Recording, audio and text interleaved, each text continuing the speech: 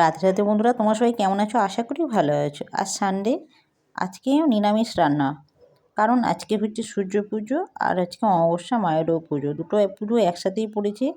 কিন্তু আজকে নিরামিষ হলেও ডাল ভাত রান্না করলে চলবে না একদমই, তার সাথে একটু আলাদা একটু ব্যবস্থা করতেই হবে।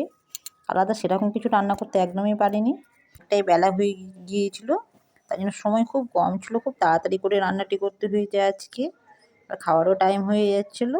আর আমারও কিছু খাবার করেছিলাম ময়দার, অল্প করে করেছিলাম। এখানে পাঁপড় ভেজে নিয়েছি, আর এখানে করেছি আলু মটরশুঁটি গাজর দিয়ে তরকারি করেছি, একটু গামাখা গামাখা। এখানে মুগ ডাল করেছি, একদমই প্লেনে মুগ ডালটা করেছি, জিরে লঙ্কা আর তেজপাতা ফোড়ন দিয়ে করেছি। কাঁচা ডালই করেছি, আছে কাঁচা মুগ ডাল।